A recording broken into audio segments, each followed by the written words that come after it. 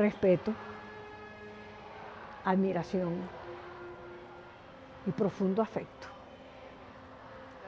Una persona muy honesta, muy sensible y muy patriota, diría yo. Vicente Emilio Sojo, más bien conocido como el maestro Sojo en los medios musicales venezolanos, fue un importante compositor, director de orquesta y maestro venezolano del siglo XX, considerado el precursor del movimiento artístico renovador del nacionalismo musical, junto a José Antonio Abreu y Miguel Ángel Calcaño. Nació en Guatire el 8 de septiembre de 1887. Hijo único de Luisa Sojo y Francisco Reverón López, se educa desde temprana edad en el seno de una familia relacionada con la música, dado que sus dos abuelos fueron maestros de capilla. Ante una precaria economía familiar, trabajó desde niño. Sin embargo, esto no impidió que se acercara a la música bajo la guía de Régulo Rico y Enrique León. Con ellos aprendió teoría, solfeo, armonía y orquestación para banda. El maestro era un hombre que nació para la música. Él estudió allí en Guatire, su lugar de nacimiento, estudió con el maestro Régulo Rico, que era el gran músico de Guatire en ese momento, ¿verdad? Con el maestro Régulo estudió teoría y solfeo y algunos instrumentos, sobre todo de viento, pero no la guitarra, porque la guitarra, según dice el maestro, la aprendió por su propia cuenta. Su vida transcurrió, digamos, en un ir y venir entre las ciudades de Guatire, Chacao y Caracas, ¿no? Sí, y participando en todas las actividades, digamos, musicales desde niño, ¿no? A través de su maestro, el maestro Rico, que fue que lo formó inicialmente. El maestro Sojo logra más adelante consolidarse aquí en la ciudad de Caracas y vive una actividad muy importante que va en varios sentidos, ¿no? La parte educativa, que va ligada a lo pedagógico, la parte investigativa, que va por querer buscar las esencias del nacionalismo en lo que se refiere a la música venezolana. Y en la otra parte, digamos, otra parte de su desarrollo que está ligado a la parte de formación de nuevos valores. Y en el año 10 se vino a Caracas, ¿ok?, a ejercer el oficio de tabaquero hasta el año 35. Se muda a Caracas e ingresa en 1910 a la Escuela de Música y Declamación, a la vez que continúa su autoaprendizaje de humanidades. En estos años se inicia en la composición. En 1921 es nombrado profesor de música de la escuela, a la vez que continúa su labor de composición de obras de diverso estilo para diferentes arreglos instrumentales y vocales. Junto a José Antonio Calcaño y Miguel Ángel Calcaño, forma parte del movimiento artístico Renovación. En 1928, en ocasión de la fundación del Orfeón Lamas, escribe su primera obra polifonía. El maestro fue un gran estudioso, y por eso él hablaba también de eslava y le recomendaba a los alumnos esos libros, se los recomendaba a uno. ¿Tú quieres solventar el problema del contrapunto? Búscate el libro del contrapunto de Hilarión Eslava. Yo al maestro Sojo lo conocí en los exámenes de ingreso, o sea, las audiciones para ingresar a la escuela.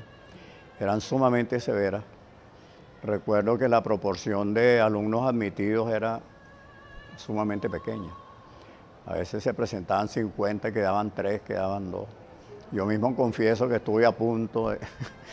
Hubo un momento que me repitieron una cosa que casi no la captaba, pero bueno, sin embargo, logré ingresar a la escuela.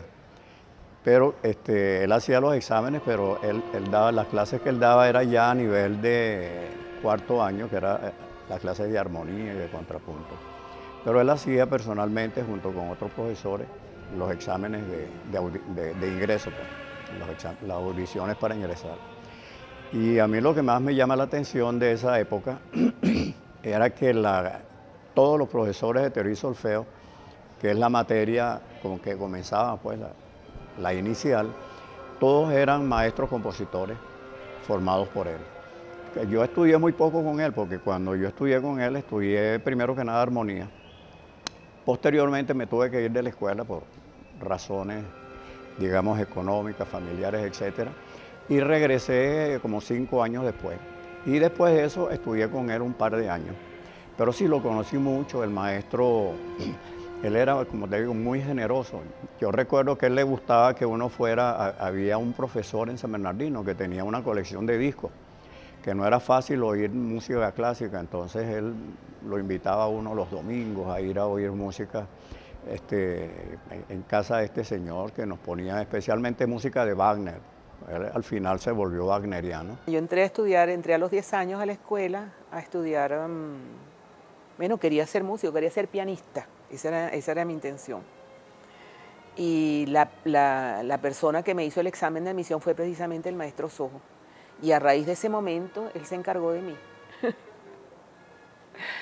Y fue una suerte, digo yo, el haber nacido en una época en que tuve un cúmulo de maestros, además del maestro Sojo, todos muy talentosos, muy famosos, una escuela que era prodigiosa, se podría decir. Y la educación integral, que era lo que más me llamaba la atención, y lo que me llama la atención ahora, después de tantos años, que él estaba pendiente si uno era educado, cómo se desenvolvía ante la gente. En una oportunidad que me invitó a almorzar, siendo yo una jovencitica, tendría 13, 14 años, me dijo de entrada: la voy a enseñar a desperezar un pollo sin utilizar los dedos, con los cubiertos nada más. Y yo me sorprendí, y así andaba pendiente de los más mínimos detalles. Se hacía una prueba de admisión. Esa prueba de admisión consistía en que el maestro le proponía al que quería estudiar música una serie de pequeños ejercicios para que escuchara y repitiera. Él comenzaba con algunas cosas muy fáciles, por supuesto, pero él iba indagando el oído armónico y el oído rítmico del que quería estudiar. Y en el transcurso de ese examen, cuando él veía que el muchacho no tenía los suficientes dotes para ser un músico de primera, él con mucha delicadeza lo retiraba, le decía: canta este año bastante y vienes el año que viene, por ejemplo. Hay una experiencia que hizo Raimundo Pereira, el compositor, el guariqueño, y es que él asistía a los exámenes del maestro y veía lo que hacía el maestro. Entonces en un año dijo: yo voy a probar, a ver si el maestro tiene razón.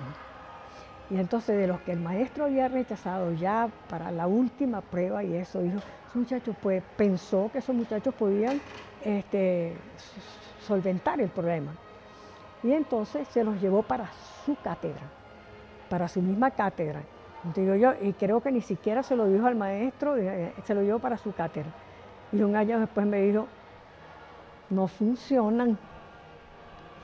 Que se haya quedado por fuera alguna gente con talento es posible, ¿verdad? Pero lo que sí es seguro es que los que se quedaron adentro tenían las posibilidades de ser músicos realmente de gran calidad.